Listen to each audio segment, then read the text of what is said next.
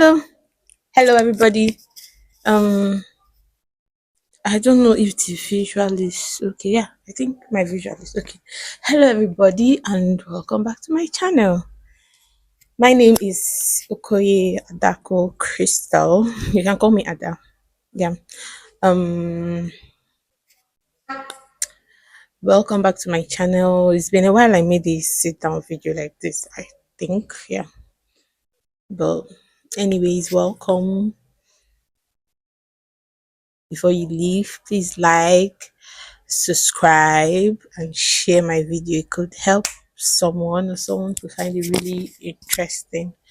So today we want to talk about being thankful. What are you guys thankful for in this year 2024? What are you guys thankful for? But some people might think, oh, there is nothing to be thankful for this. Okay, I was speaking with someone said that I beg I should leave her alone. I was just randomly we were talking and I asked her, so what are you thankful for in the year 2024? She was like, no, I should leave her alone, nothing, she doesn't want to talk about it, this, she's frustrated, blah, blah, blah.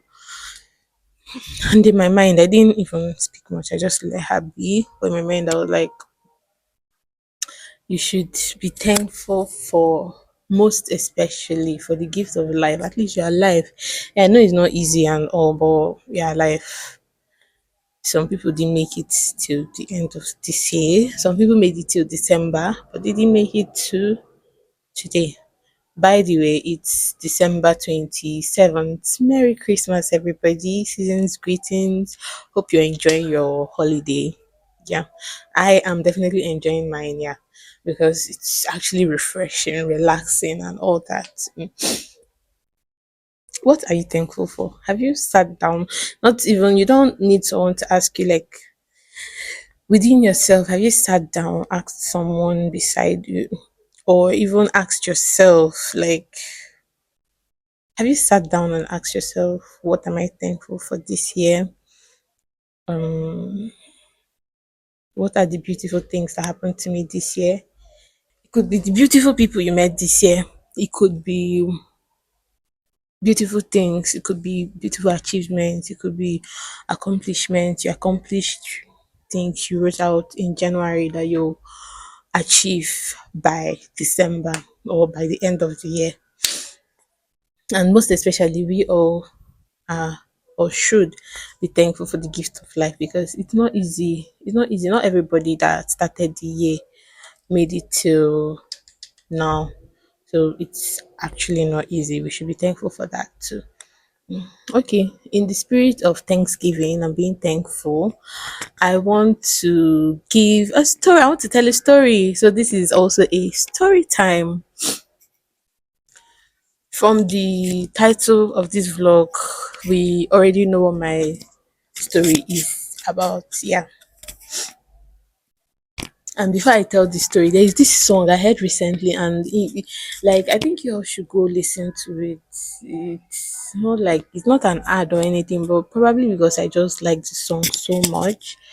I listen to it, and when I listen to it, I just think of how far God has brought us.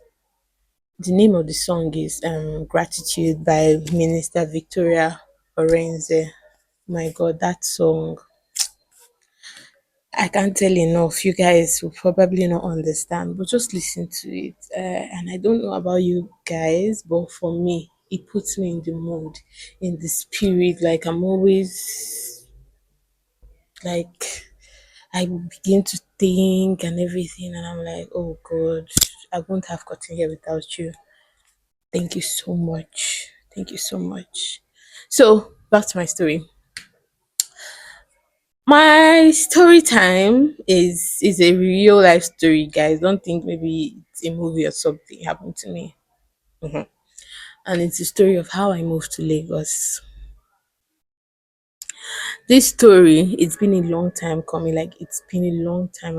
I wanted to tell this story, but one thing or the other. So finally, I'm telling the story of how I moved to Lagos. Now, 20, I might not be exact with the years because they might not be correct and all that. But after NYSC, I spent like 2 years at home. That was in the east with my parents, and it wasn't easy. Honestly, I got jobs, but jobs in the east they don't pay. They're paying like 20K, 25K. The highest you might see as at then, I don't know about now, is like 30K, and more. It was not encouraging. But then I took them just to be leaving the house and coming back and all that. But honestly, it wasn't encouraging. It wasn't encouraging. So I, at some point, I started getting frustrated and all that. So I started looking for other options with the help of my then boyfriend and his friend. I got a job in Lagos. Yeah, I won't say the name of the company or anything, but shout out to both my boyfriend and his friend. Yeah, thank you so much. I really appreciate. And so, getting a job was one thing. Now moving to Lagos because I didn't know anybody in Lagos. I didn't know anybody in Lagos. So, for Pete's sake, where was I supposed to stay to start or resume this job at least until I get the place and settle and all that. Have you ever seen someone that moved to Lagos, the big city of Lagos, without knowing anybody? And not a guy, a girl. It wasn't easy, oh, I will not lie. It wasn't easy. That decision, I was even thinking, should I reject? At some point, I didn't even, the thought of rejection just left my mind because my head, I was fed up. Like I was tired. You know when someone start getting, I don't know if I should use the word depressed, frustrated. Like I was tired of the environment. I didn't like the fact I was my parents' house. I wasn't, I was just not happy. Even me myself, I was angry at every single thing and every single person. So at that point, I was always having issues with people around me because I was angry. You know when someone is angry from inside, like cranky. That was me at the time. Rejecting the job was not an option. I just had to come to Lagos. Meanwhile, my parents, my dad in particular, wasn't in support of this move. In fact, he didn't want me to move. He did all he could, said all he could say so that I won't move. But I moved because what? I was tired of the East. I was honestly tired of staying in the East. And I don't know about some people, but someone like me, I can't just sit because there was also a possibility that I would just sit and enjoy the luxury of not working, chilling. Because obviously, I was in a free house, free food. So, yes, I was in a free house, free food, free what else? Free house, free food. At least that's the basics. Yeah, I wasn't paying for what I was eating, relaxing. But the kind of person I am, that's not me. I don't know how to just stay without, I don't know if to say money entering my account, even if it's salary, business, every month or every, like, I just want money to be entering the account, like, and call it my own money, not like maybe someone is lending me or borrowing me or dashing me. Well, I like money. I like them dashing me money, of course. I'm an Igbo girl. I like them dashing me money too, but the thing about dashing money is for how long would this person dash you money? And I you can't stop them keep depending on this person for funds. Like, yeah, okay, the person is providing today or the person is dashing you today. How about the person is dashing you money today? How about tomorrow? What's going to happen tomorrow when the person is not available or when this, all in all, I like working for my money. Either 9 to 5 or business. As it is, I'm doing both. Like currently, I'm doing both. And then you can still dash me the money. It's a plus. I have nothing to lose either way. So that was the thing about me being in the East. It's not like I was spending or anything, but I just needed to start my own life and all that. So my dad didn't want me to go. He was not in support. In fact, he was rebooking and discouraging, and honestly, I don't see everything he said here. Well, I'm sure you'll see this video someday. I don't see everything he said here, but that was it for on his own end. So me, I sha packed my bags and everything. I remember vividly how it happened. I packed my bags. He probably thought I was joking. He went out or went to work or something. When he came back in the evening, my bags were like beside the staircase. I was ready to leave, I think the next morning or the next 2 days or so, the weekend or something like that. So when he saw my bags, when he came back, he was like, "Who has these bags?" He asked. I wasn't the one he asked, I think my sister. Yeah, so he asked, "Who has this bag?" They said, "Ada." And he was like, like, so she's serious about this, that kind of thing. So, like I said, I'm not going to say everything he said, but he wasn't too supportive of it. And like I said, I had packed my bags with faith to make the big move, but I didn't know where I was going to stay. That was even the major issue. So within me, I was scared because I've never been to Lagos in my life, and I didn't know where I was going to stay. But I had packed my bags and I'm moving to Lagos. Can you imagine? So on like I said within me, I was scared. So inside my room, after my bags I packed and kept out there, inside my room, I was going through all my contacts, like who stays in Lagos, who can I call, who can I reach out to. I started calling all of them one by one, one by one, one by one. And you know the thing is, when you need help most times like this, that's when you know that your contacts are just a whole bunch of people that probably can't help you. Instead, they call you when they need help, or a whole lot of people that just a whole lot of people that accommodate or occupy space in your phone memory, because it still makes sense to me. Because I okay, I think my whole contact of my whole contact, let's say 10 or so or more, okay, like 10 to 20 stay in Lagos, but they couldn't be of help to me. It was just one person, one person, and I'm going to call her name. I'm going to give her a shout out on this video because I would forever keep being grateful to her for this. Ada Ukozo, Adobe Ukozo. Yeah, her friends call her Uche Ukozo, but I call her Adobe Ukozo. I would forever keep being grateful. Shout out to Adobe Ukozo. Wherever or whenever you're seeing this video, or whoever that knows you that is seeing this video should please help me thank her. She was a blessing in disguise. She blessed, like God used her to help my soul as at then. Now, as at the time, Adobe was on my contact list. I think we were just viewing each other's status. How did she get to my contact list? We were not directly friends. We went to the same uni though, but I knew her through a friend in uni, and as at then I didn't have a number.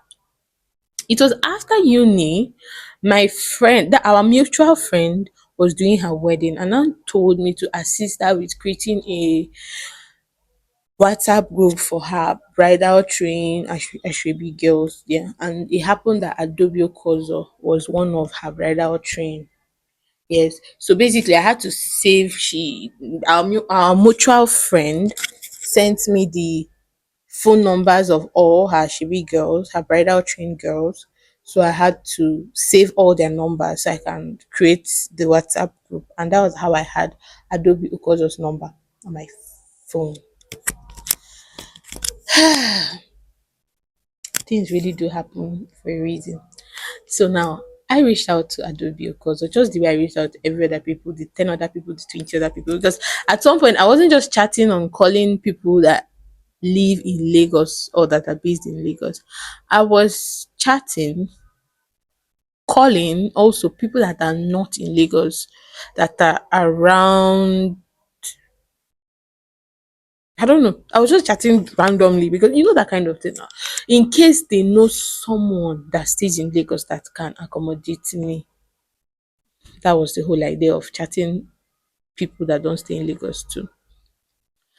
So I reached out to Adobe. I called her. It wasn't in the chat. I remember very well. I called Adobe. I didn't even know how to say it. I didn't know how to feel. Like I said, we were not friends. We had a mutual friend. So I knew her through my friend. She knew me through my friend too. So I didn't know how to feel about it and all. But I called her. I told her the situation on ground. Like, hello, Ada. You stay in Lagos, right? She said, yes. That's it, you. I got a job, and but the issue is I don't know where to stay. I don't know. Before I finished talking, Adobe said, what? Come to Lagos. Oh my God. Anytime I remember this, I feel really emotional. I just don't want to cry, honestly. I don't want to cry. I feel really emotional anytime I remember this. And apart from Ada, I've met her mom once. Her mom too is a really cool, nice person. I met her mom still through our mutual friend. That Ashebi period, they sent I and Adobe Ashebi to the Enugu. Okay, that's where my parents stay. That's where I grew up, Enugu State, Nigeria. They sent our Ashebi dresses to Enugu. So her mom came to my place to pick Adobe's own. I think Adobe was in Lagos then, yeah. So Adobe's mom came to my place to be. That was when I met Adobe's mom for the first time. And that was before this whole thing. I'm just saying that even her mom is a nice, cool person, jovial. You know, all those moms are all those. That's her dad's mom. So Ada said that she'll come, that this, that she not like as I then she didn't even know the location of where I got the job and all that. It was after everything. She now asked me, where is the office or where is the workplace? And I told her Ikeja. That was where problem number one started because she was like, Ikeja, that she stays in Ajao. Me, I never go Lagos before. I don't know anywhere for Lagos. I don't understand what's in the talk. Me, I just feel like, whoa, make I the comfort. That was in my mind. I didn't say anything, but she just said it. I kept quiet because I didn't know. I don't know. But then again, she was like, come. We'll find a way around. We'll find a way around. Guys. Okay. Story continues. I was so happy. My dad asked me, who are you going to stay with? This is I was more confident then because you know the first time I didn't even know who I was staying with. I didn't know anything. So inside I was scared. But as I then I was more confident. Do you know that when I was making this trip, I think I had barely 15,000 naira in my account. Then I think I borrowed another 15,000 from someone else. So I had like 30K in my account. That was what I was living to a city I've never been to in my life to before this. So when my dad asked, where are you going to stay with? This, that, yada yada yada, yada yada yada, yada yada yada.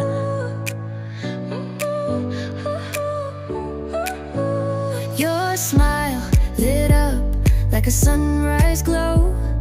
Touch so soft where the seasons flow.